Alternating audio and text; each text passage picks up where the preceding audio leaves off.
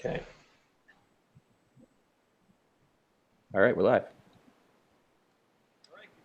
All right, good evening, everybody. Welcome to tonight's December 12th edition of Higher Ed Live. My name is Matt Herek. I'm from Northwestern University, where I serve in the Office of Alumni Relations and Development.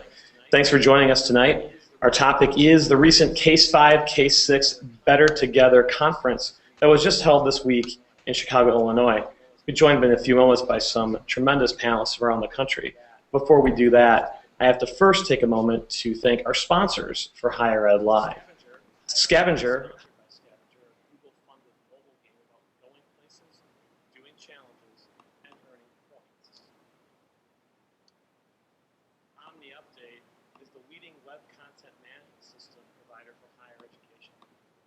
Web CMS OU Campus is secure and scalable with great tools and features, deployment flexibility, and an awesome user community.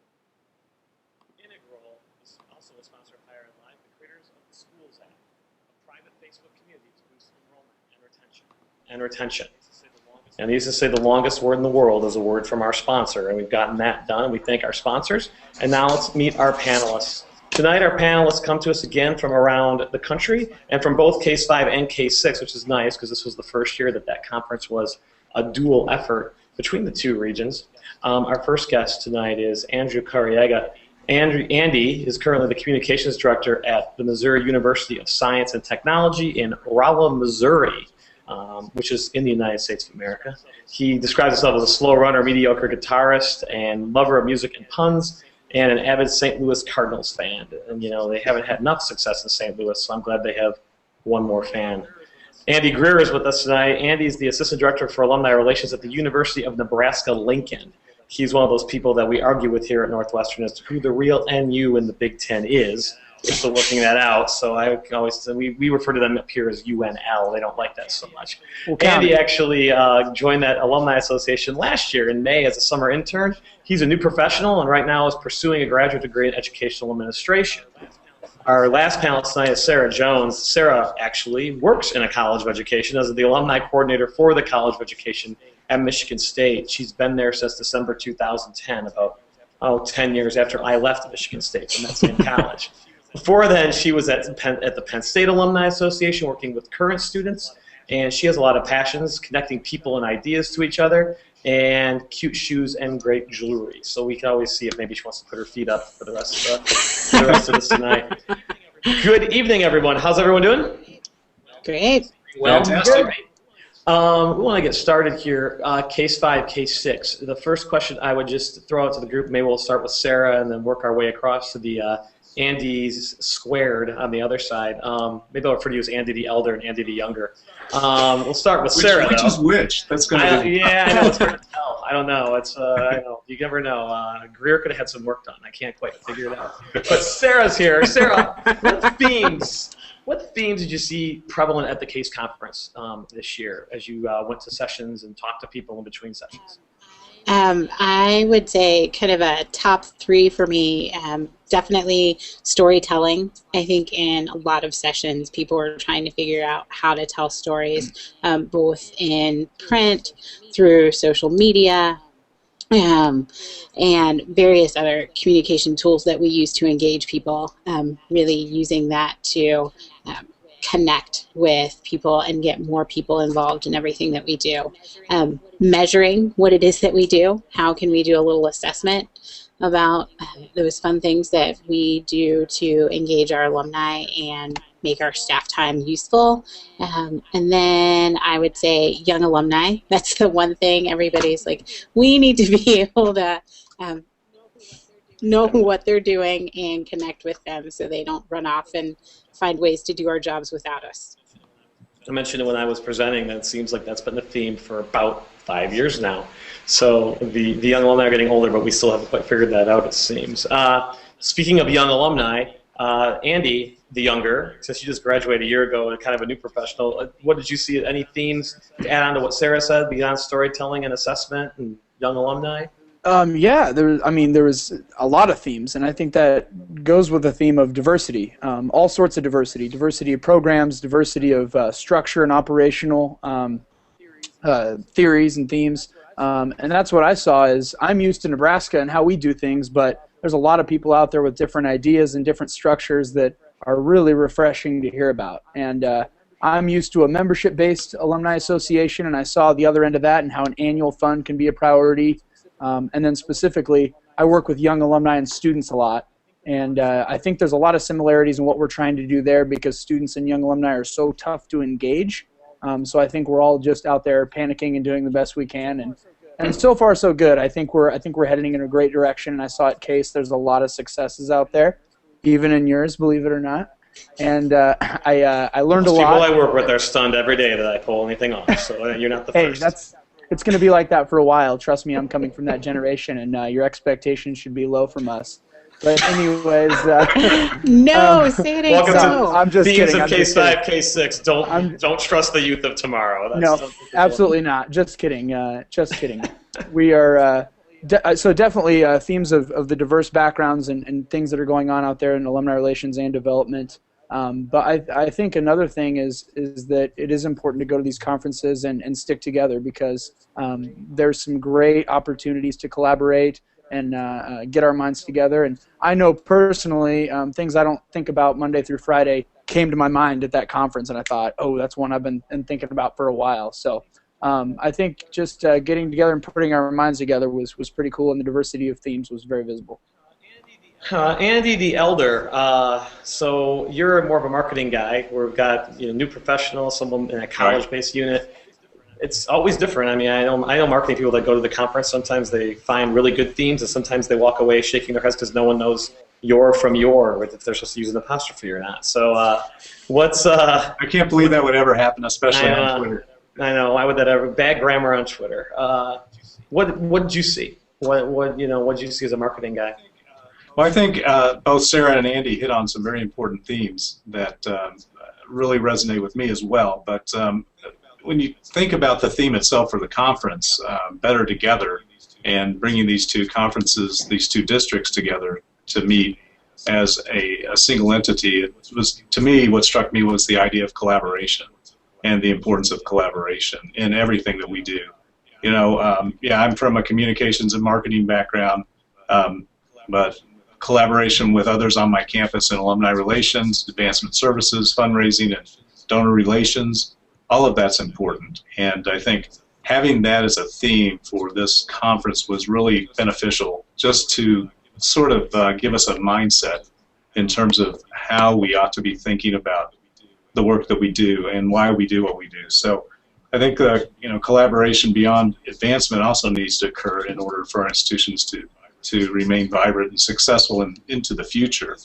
But this was a good start, I think. Having two districts come together, they're geographically nearby, but they're both very different types of districts, two different types of district cultures, if you will.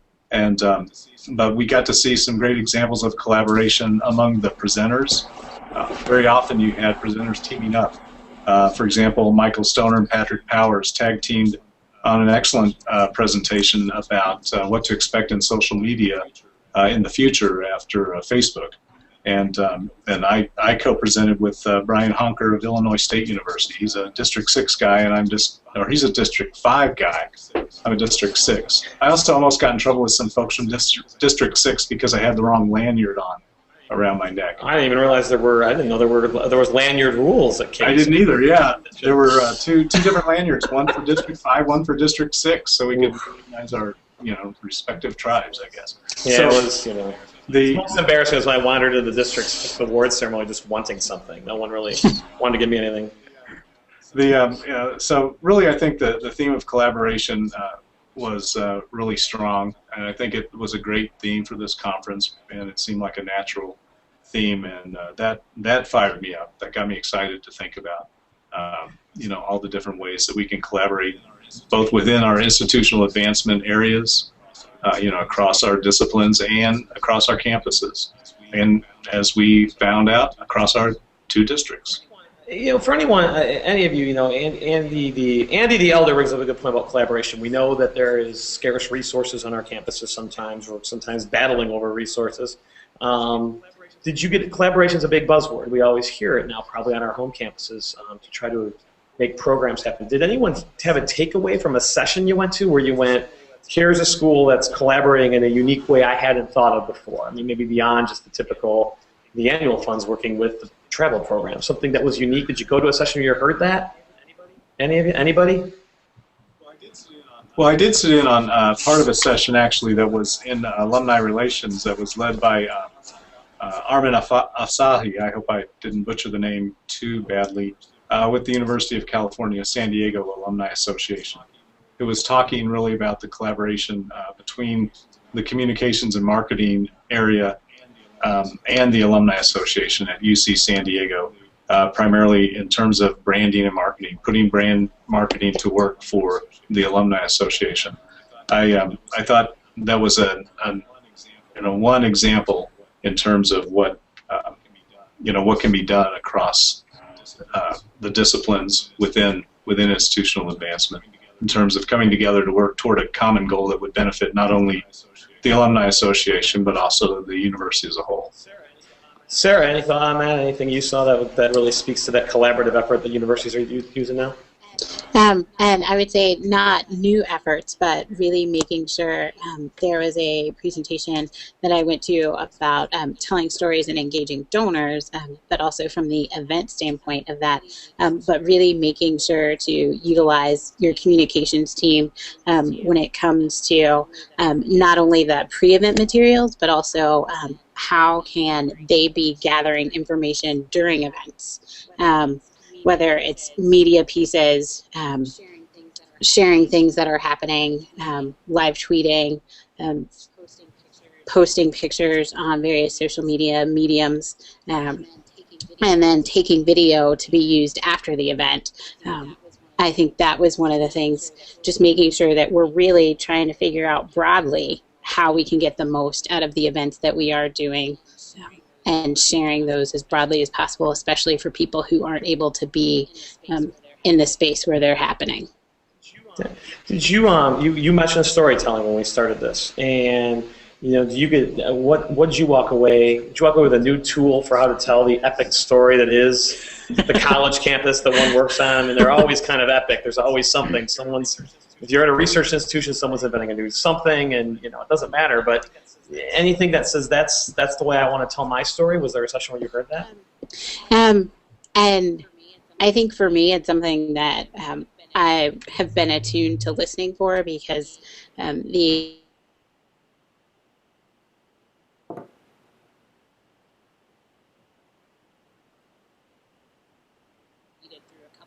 through a couple different sessions of, like, don't just throw everything to the wall and see what sticks, but try to figure out exactly what your core values are and sticking to those. Awesome. Okay.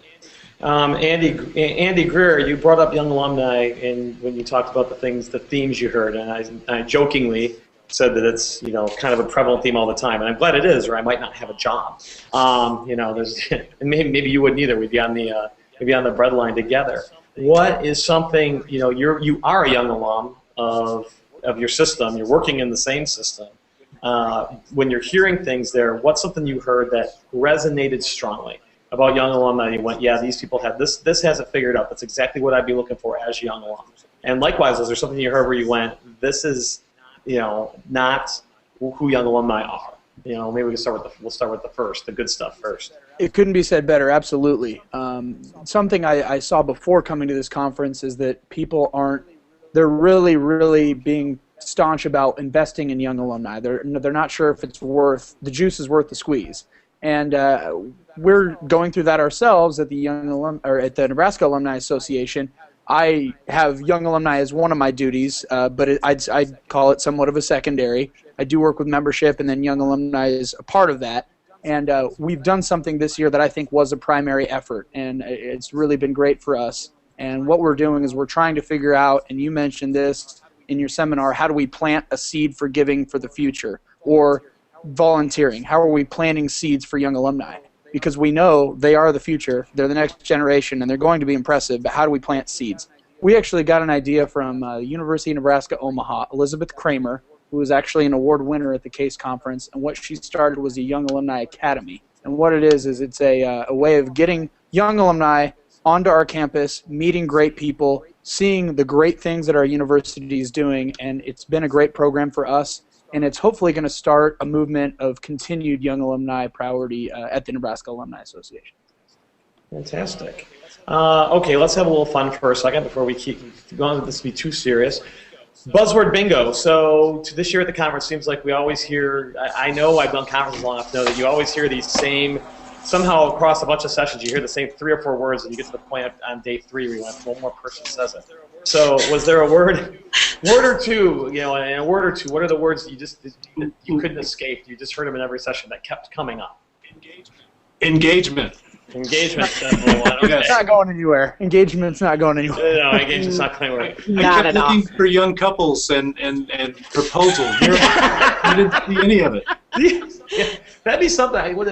Miami University in Miami, Ohio, the Miami matches, they've always been big about the people who get engaged there and come back. Someone under the arch. It's very lovely.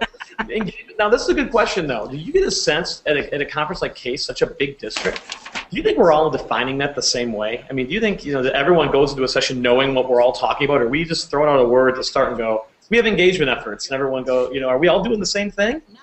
Oh, not at all. And one of the sessions I went to actually was talking about measuring engagement, and co-presenters had different definitions of engagement for their process. I was like, well, that's a start.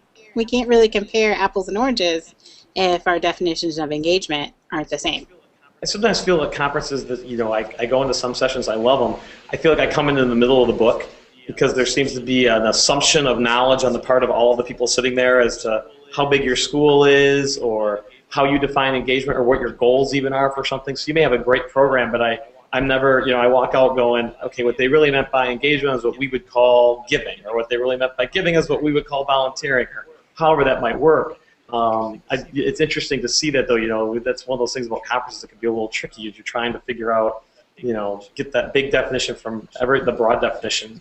Maybe there needs to be a glossary at CASE, like we all agree when we propose something, like we're all going to use this term for, this term X or something Y. Okay, that was a good one. Sarah, Andy, you got any buzzwords you heard in everything? We talked about collaboration. That's always a big one. And then another one that may have different definitions to different people is, advancement. Obviously, everybody represented was in some form of advancement. But other ones, for me, annual funds are different sometimes. Everybody talked about annual fund this, membership this. And there again, I felt like membership is a huge part of the Nebraska Alumni Association, and not as many people were talking about membership, and they were more talking about the annual fund. So I thought that was an interesting perspective for me, someone that's selling memberships and everybody else is raising that annual fund. So that was interesting for me. Interesting.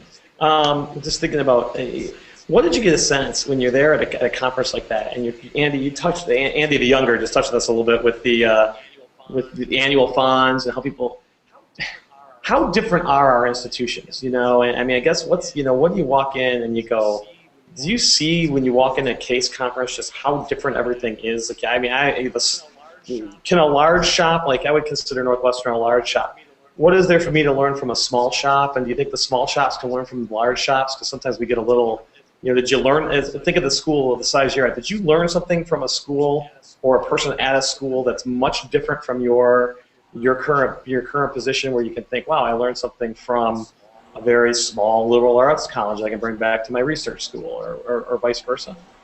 Anybody? I'll throw that one out there. Yeah, I think so. It's kind of interesting. I wasn't expecting that. I was expecting, being big bad Nebraska, to not really be able to identify with smaller institutions. But you know what? Those individual interactions that we all go through with people, whether they're really excited and easy to engage, or they're maybe more negative and you have to change their opinion around, those people are everywhere. So I think that it's really possible to learn things from everywhere and those individual situations. Now, obviously, when you're talking about bigger budgets, more people, things change. But I think those same people are all in all schools, all everywhere. So, can you think of something? I mean, I don't want to put you on the spot too badly, but can you think of a specific one that you might have seen at one of those sessions where you kind of walked down and now that's, it got you a little excited, maybe. You got the tingly feeling up your leg, out with Chris Matthews or something. Was that good of an idea? Yeah, I think a lot of student programs and Young Alumni Academy stuff, or Young Alumni stuff, touched that a little bit. And one that really did give me that feeling was I was at a session where someone asked the question, what is the role of a student alumni association? And the presenter, I think, had a tremendous answer, because the presenter said, your job is to fulfill a role or a niche that the university isn't fulfilling. And we've actually done that at the Nebraska Alumni Association, and we've done a great job of it. There's a few areas that student alumni organizations throughout campus aren't really touching, and we've been able to really, really grow our student organization that way.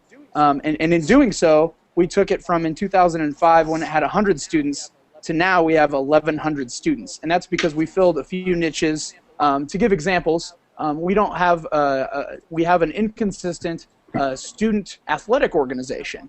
We have one that's actually rebuilding this year, and there's been other efforts to do so, but we've been able to collaborate with athletics and provide a relationship for our students to engage in athletics and help out the athletic program. We've also been able to help out student affairs and different programs that were needing some attention. We were able to give it to. So I think that answer of what is a student alumni association's job was pretty cool in saying that we're there to help fill a void or fill a niche. Andy, the elder, I feel like I haven't heard from you in a while, but I was thinking back to when you just going back around to when you were talking about engagement a second ago and looking for the couples to be getting down on one knee. I'm wondering, because you're, again, with your perspective is really more from that marketing side. Do you think, as a third-party observer, as you watch these sessions, that we, as a profession, we have a handle on what we're even looking for when we say engagement? Do you think we're still sort of feeling our way out, or do you think some people have it defined pretty well, based on what you saw at the conference?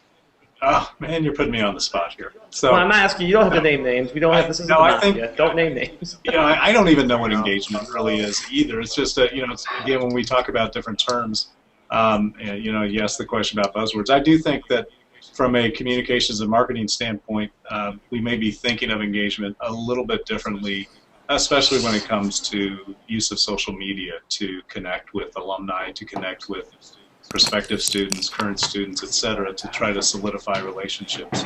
And that way, oftentimes, through some sort of mediated process, using media, whether it's in print materials, online, video, whatever it might be. So I think of engagement maybe a little bit differently than colleagues in alumni relations or development, but I think we all have, again, the ultimate end goal in line is to strengthen connections with our different customers, constituents, stakeholders, whatever term you want to use.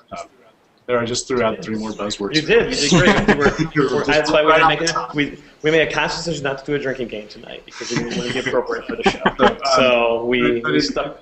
But in terms of engagement, I think that we are talking about it. I do agree with your point that all of us may be at different points along the line in terms of thinking about the terminology that we use and how we use it, and so it may mean different things to different people. And the idea of a glossary isn't not a bad idea, but I think that we are looking in terms of we're all on the right path.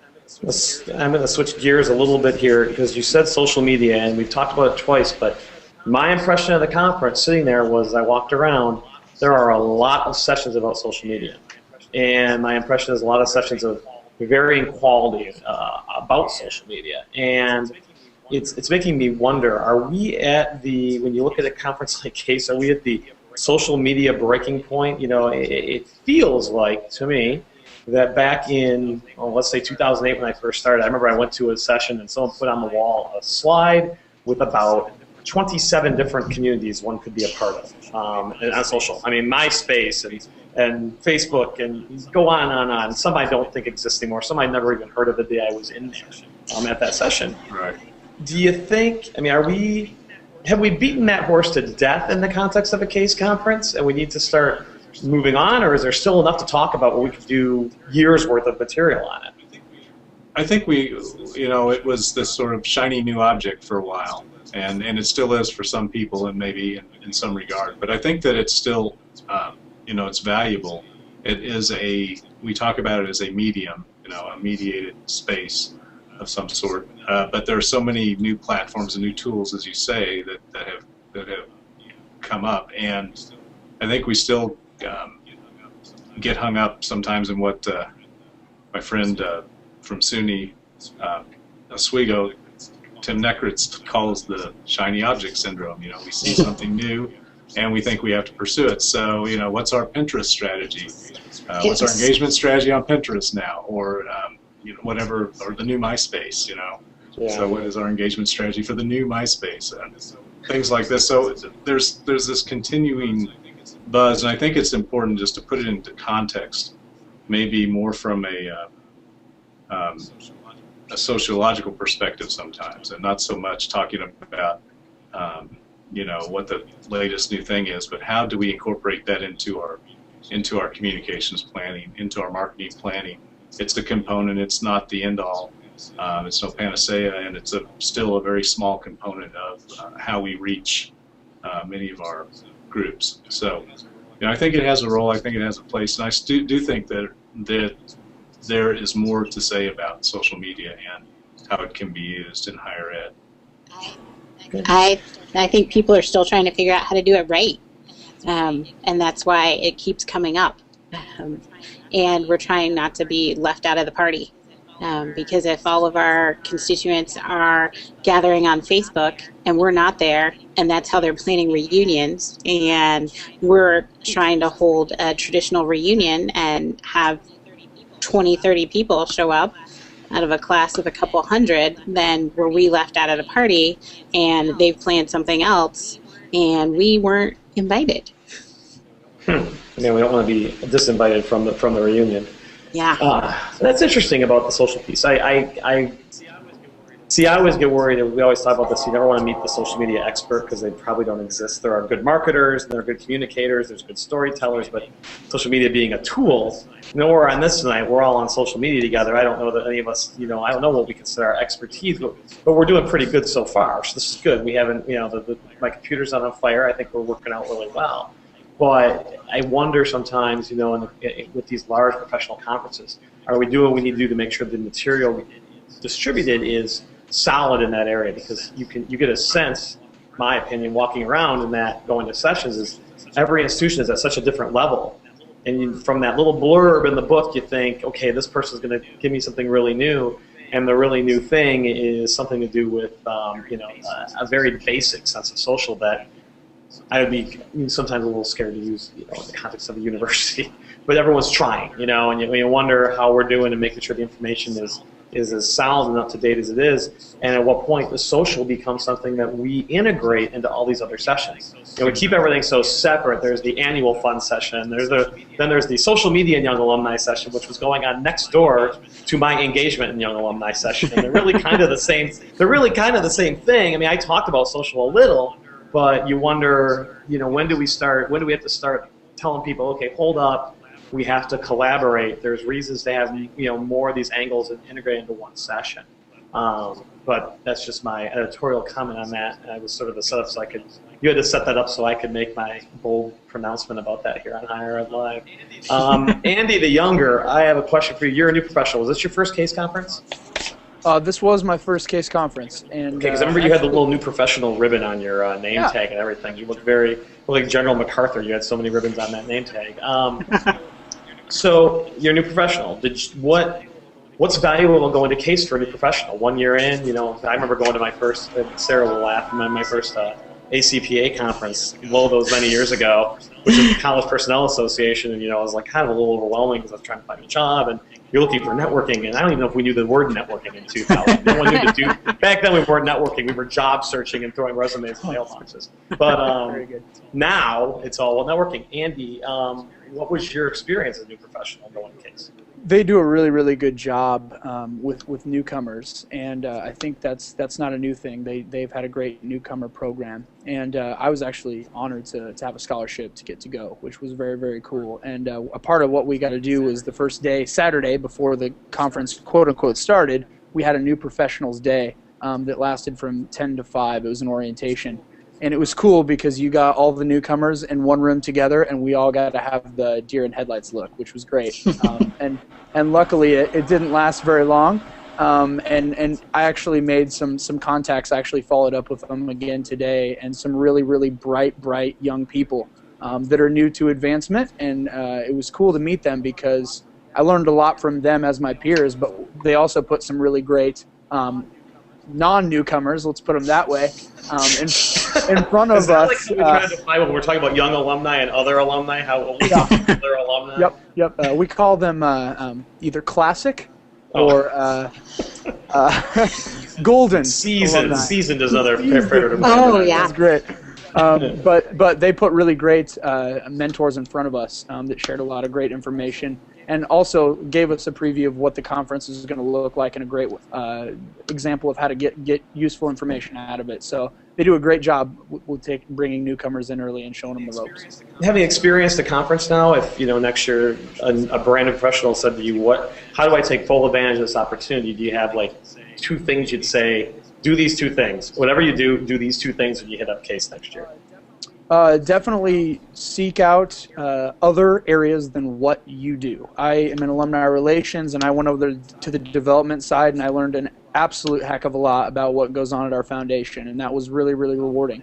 The other one is find out who those people are that are well-known within CASE, well-known within the industry, and seek them out. There's a few executive directors that are far above my pay grade, but I really seeked them out and wanted to go talk to them and talk about their experiences and create a relationship with them. And I really recommend that because I made some great relationships and learned a lot of valued information. Sarah, Andy the Elder, when you're at these conferences to see the new professionals, do you have a sense? I mean, do you learn? Do you learn some stuff from them when you're in sessions, either by questions they ask or talking to them after sessions? Do you hear that stuff and go, that's a perspective I hadn't thought of? One thing that go ahead, Sarah. Oh, no, you go right ahead. Okay, let's not be too polite. Someone start. Sarah, you're up. This isn't Fox News, so we can go. We can play. And that was my editorial comment of the night. Anyway, moving on. So I believe that there are opportunities to learn from all attendees, and I've been involved in my district, in CASE District 6 over the years. I'm not so involved now, but I was at one point, also in the new professionals group. I attended sessions on the Saturday before the conference. I presented at those sessions in the past, and the thing that fascinates me so much in our profession is learning the paths that people take to get into higher ed. And so many of us are fortunate to be in this gig, really, and it's really a great field for anyone to be blessed to be a part of. So I'm always amazed to find people, whether they come from a lot of former journalists are in my field, former marketing, corporate marketing people who could be making more money in the corporate world, but they find the value and the worth in communicating about something that they believe adds value to society in a greater sense than perhaps selling some product. Not to knock that, but it is a different approach. It was interesting when we were in that session, what was the one with Michael and Patrick, and I was in there, and I made that joke earlier about misspelling a word. I was the one who tweeted your incorrectly on the back channel. And the thunder of God came down upon me because 4 people immediately corrected me, and that led to a thing on the back channel. How many ex-journalists are in this room right now was the question that was asked. And we were doing this in the back channel because whatever I guess Michael and Patrick were saying wasn't entertaining us enough. So all of a sudden, I think 4 or 5 people went, I'm an ex-journalist, I'm a recovering journalist. It was kind of interesting that you say that because you're right. It's an interesting intersection of how people end up. It's that how did you score this gig kind of idea. How did you end up in this in the first place? But there were a lot of ex-journalists. I suppose if we did a whole poll, we'd find a lot of people with, I always like to say, no one's got a degree. Anyone's got the degree that Andy's going to get right now did not get that degree in undergrad. We know that for sure. There's no higher ed administration degree in undergraduate. So as a recovering engineer, I can speak wholeheartedly to that. Sarah, you were going to jump in and say something, and then we let Andy go first. What do you got? Well, and just kind of to continue with that vein, I actually got to speak to some of the new professionals on Saturday, and even though Andy the younger talked about some new fresh faces, not everybody in that room was wet New or behind fresh? the ears, so to speak. She's right. She's very right. And so new professionals doesn't necessarily mean younger professionals. True. And the experience that people come in with is amazingly interesting. And kind of the, how did you end up here? Because while like people who come through a student affairs, higher ed background, you're like, oh, right, you did a master's program and you've kind of been hanging around colleges for a while. But then you have other people who have been journalists. You have people who have done some other things in the nonprofit industry. You've had people who work in business, sales, and seeing how they end up in higher ed and just listening to their perspectives on ways that higher education can be better and that we can do our jobs differently because they come from those different perspectives. Great point, Sarah. I would now. This is a question I'm very, very curious about, and so it even gets a sound effect. That's how curious I am. So here's the question: Case conference is great. Sessions are great. We know our colleagues work really hard on their presentations, and we all go to. And I'm sure every one of us went to a session in every time slot. We didn't miss a slot, and that's how many we went to, and we went to everything we could go to. That plug is for anyone who's paying for our conference attendance. Yes. But what's the one thing you learned, the best thing you learned that you didn't learn in a session when you're at the case conference?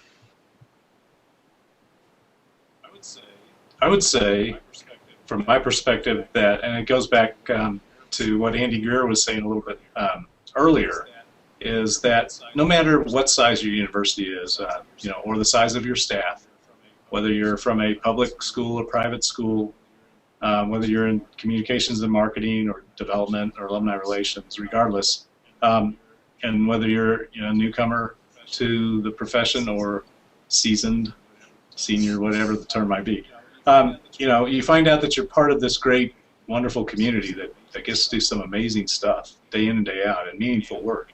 And I think at times we may,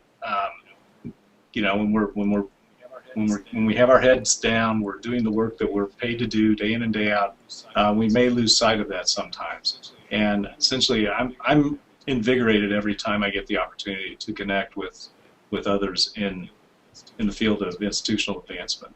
And I think it's a great way to reinvigorate and remotivate me to do a better job in the future. So that's what the most valuable thing I get out of a conference like this, knowing that regardless of our differences, we have a lot of things in common, and we have a great gig, as I said earlier. Andy, what's the one thing you learned outside a session that you think is a great takeaway? I learned that a lot about what other Andy said, and that's we're in a really, really rewarding career, and there's a lot of really, really important things coming up in higher education that are going to need alumni support. They're going to need donor support. And it's our job to be a voice for future students and future institutions that are going to be going through, economic building or developing time economically. And it's our job to make sure that there's more opportunities and better opportunities than we have today. And I also learned that through the great people I met, there's a lot of really great, caring people in this industry with a lot of talent. And I think higher education is in good hands, and it's helping me sleep at night through some of the great people I met. Sarah, I'm glad. That's good to know, Andy. We were worried that your insomnia was actually one of the things we were worried about going into the conference, so we're glad that you're over it. Baby steps, man, baby steps. Sarah, what's something you learned at the conference? Just the value of not in a session. I'm sorry, not in a session. We don't want to put that in a session. Yes. The value of, one, having fun with people that you currently work with outside the office, and two, reconnecting with former colleagues. Okay, now we're gonna just we're moving towards the part where we talk about the future, but this is an important question because this conference is in Chicago most years. So real quick, we don't want to spend a lot of time wasting. I don't want to waste people's time on this too much, but best restaurant you ate at while you were here in our fair city here in Chicago? What was the best one? Best meal you had? Andy, you were all over the place. Careaga, you were at every pizza joint in town, so you must have a favorite. Only one this time. I went to Giordano's. Okay. Yeah. I'm going to go ahead and say the other one. Luminolati's is the best darn pizza I've ever had, and I did get to go. I came when I was up for the Northwestern beat down in football. I went there, but I ate there again. You won by 3. And you know what? Why don't you find me a good restaurant in Indianapolis there, Andy? Where'd you get after that game? Sarah, what's a good restaurant for you? And I do have to say, because a former colleague is a member, so if you can find somebody, the Columbia Yacht Club was a nice little place. I was scouting it out for a future event. Nice. If you can make it in. A nice little place. That was nice, yeah. Nice little place. Nice plug. Yeah, I would have put that in the sponsorship read at the beginning if you told me in advance. This is great. I like it. That's just kind of a fun question because conferences, like I said, they're not always. We all know a lot of good work goes on outside of the session rooms. Andy the Younger mentioned it with he said he was seeing the great work that is starting to be done in higher education. The next conference will be in a year. What do you all think?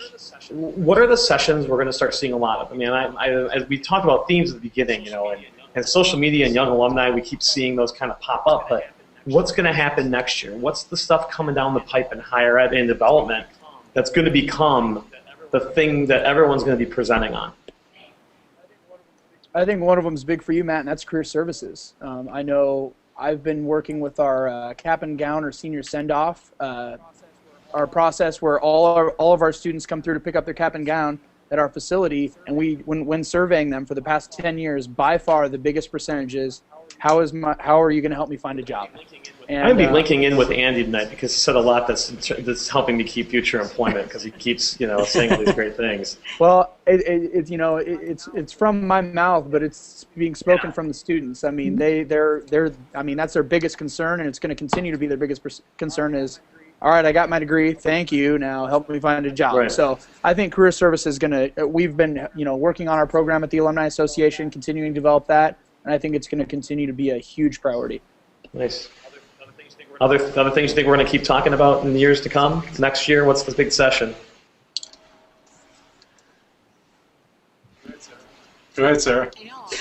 I know. I'm thinking about it. I'm like, just how do we get people to talk to us, to come hang out, to open our emails? Like, if somebody can figure out how to get emails to automatically pop up on people's phones or to do location services. So you're thinking that the session of 2013 is stalking your alumni. Sort of like the Mother May I Sleep with Danger session starring Tori Spelling or something like that. That would be, I would do that session just so I could show clips of Mother May I Sleep with Danger. That would actually be the reason I would actually do it. Great movie if you ever get a chance to watch it. It's a classic. I understand what you're saying though. So you really think, bringing it back a little bit, it's about strengthening the bond. It's that it's a little bit what I talk about. Trying to find that way to get people to see it as a membership opportunity. This is something you're part of for life, and how you can kind of and foment that in people a little more strongly. And I suspect the person who can do that session and do it well in a year will not be working in higher ed because they'll be on the road consulting for every other college in the country if they figure it out in the next 12 months. It's a biggie. Andy the Elder, what do you got? Anything that you think is coming up down the pipe? A couple of things I think, and I believe that we're going to continue to have conversations about a lot of the topics that we had conversations about this time around. You can't learn all there is to learn in 2.5 days, obviously, especially when you have such an array of programs to attend. And it's one of the benefits of having both districts together. So I think we're going to continue to hear more about storytelling and talking about that. And we heard also related to Sarah's comments on storytelling at the beginning of the show, content strategy and the importance of content strategy. I think it's important to connect those two, and I worry sometimes, again, with the words, content strategy becoming one of those buzzwords as well. If we're not careful, we will lose sight of the importance of the value of story to motivate people and think more about content strategy. But I do think they go hand in glove. Yeah, I'm surprised that we haven't talked more about disruption. Maybe we're all moved to death now in 2012. But it seems like there will be a lot of things happening in the coming year with disruption in higher education and how that's going to affect our business. So I think it's certainly something that should be on the agenda if it isn't already. I want to assure everyone that behind me there was not an explosion. My TV behind me has switched to a screensaver that looks a little psychedelic, and I don't know why that happened. So there's just a big blinding ray of light that you may have seen come through your computer. I'm fine. Don't worry. We're still here. We're going to finish the show. Andy Greer, what do you think? What's happening next year? Yeah, besides career services, I think... you already answered this. Why am I asking you again? I'm sorry. But you can answer again. Your answer was so good, it was the light that blinded me. It was obviously forgettable. So. Yeah, exactly. You don't have to answer that again. It's fine. Unless you want to. Would you like to answer? I'll just give you a quick one. Go ahead. I think it's going to be interesting to see a few things that we talked about this year, how well they worked. I think you talked about that in your session. Some of these takes time to measure, and it'll be interesting to see, models that we've come up with, initiatives, events that we've done. We'll have a little bit more information and hopefully data. And also, because we have little data now, we can hopefully create more. So I think we'll hopefully have expanded data, and we'll also have some idea of what worked and what didn't. I think a couple of the big ones that I think we're going to see going forward as a profession, and one is obviously going to be that relationship, that symbiotic relationship between donations and giving to a university, and how the alumni side and this lifelong engagement works in that. And and I know Andy brought up career services, and how does a career services program generate gifts for a university when by rule these are probably people without a job, and all those things that make it when you start talking bottom line, how that works. And also the other one I think I think a lot about is not just how those things work together, but how what do we measure. We talked about wanting data, but the what we measure is so important in higher ed. And I know from personal experience it's very hard to determine where is their causation, where is their correlation, what really made that alum happy. Was it the program we did, or were they already happy because the school went to the Rose Bowl, or whatever the case may be? It's a very interesting alchemy, I think, when it comes to working in this sort of field. Because if you're one of the people who I wouldn't call them lucky, it's not a lucky position to have to raise $10 million in a year by yourself. But at least at the end of the year if you raise the $10 million or not. And when you do some of these other alumni functions, you're never quite as sure. Andy mentioned the seeds earlier a little bit. It's never quite sure what's going to happen out of there. So I think we're going to be talking more and more in the years to come about really what we measure. What's the marker of success, whether it's because you send out a magazine or because you have a great program at the Columbia Yacht Club, located in downtown Chicago, Illinois. Tell them Sarah sent you. Those are the things I saw. We're coming up on the end of our time together. I want to see if there's some closing thoughts from folks on that I didn't get to on the Case 5-6 experience. What it was like to have 2 districts there. Will you be back next year? Is this the best? Is this a great way to be professionally developed with scarce professional development dollars? If the floor is yours, say what you would like to say to take us out. I heard some whispers about doing a joint conference again. They said, I heard someone say maybe every 3 years, something like that. I think it was great. It was really great for Nebraska being new to the Big Ten. We're obviously geographically in 6, but we're very involved with a lot of institutions in 5. So it has my vote to do joint again. And I really did enjoy it. And that large number of individuals, it was impossible not to have somebody to learn from and somebody to collaborate with. So I really enjoyed it. I think if they did it every few years, that would be really great. And I got to meet you all, and that was a great part of it. And I appreciate the opportunity to be on here tonight. Yeah, sure. Thanks, Andy. I would say just a reminder that as often as we talk about collaboration, when we walk back to our campuses, sometimes we're pretty siloed. And the alumni relations professionals and the communications professionals, the governmental relations, and the development people are all in their shops doing their different things. And sometimes we come together for an all-staff meeting and talk about some high points, but really taking the moments to step into people's offices and figure out ways that we can be truly intentional about working together for the populations that we're all trying to serve, and best ways to make that happen. Andy, you get the last one. Wow. Okay. Well, I'm reminded of a quote from former senator from Wyoming, Alan Simpson, and that's a shout out to you, Ron Bronson, if you're watching tonight. So Ron's in Wyoming, and Ron Swanson, like Parks and Rec? No, not Ron Swanson. He's in India. That's true. Yeah, sorry, Ron Bronson. Ron Bronson, higheredsolo.com. So, Alan Simpson once took the Senate floor and said, everything that needs to have been said has been said, but not by everyone. And then he continued to speak for another 5 or 10 minutes. But I won't do that. I think that everything that my colleagues have said here tonight resonate with me, and I wholeheartedly endorsed what Sarah just said, that we need to get out of our silos. We need to walk across campus, spend some time with one another, not just within our advancement area, but across the campus, and with our students, especially with our students. It's been fantastic being with you all for the last hour or so. We're just coming up on an hour. So my thanks to Andy, and Sarah. I was going to come up with a way to call you like Andrea, but my sister's name. So thank you, Andy and Sarah. Maybe next time we won't pick people with the same name. It'll be a new rule on Higher Up. It was great having you all here. We're glad you came to the conference. I hope we showed you some good hospitality here in the great city of Chicago.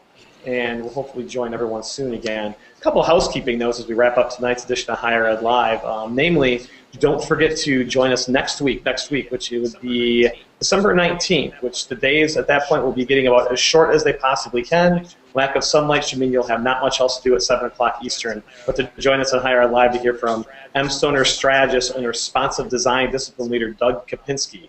We're letting Doug back on the show? Wow. He's going to discuss mobile strategies for colleges and universities. And I joke, Doug's a great guy. Joining Doug is going to be Nick Denardis from Wayne State and Eric Brunion of Notre Dame University. You shouldn't miss this one if you have any designs at all on having a successful web presence in the year 2013, which will only be about 15 days away when we get there. So for those of you who join us tonight from parts unknown and the great beyond, thank you for being with us today on Higher Ed Live. My name is Matt Herek from Northwestern University. Have a great evening and happy holidays.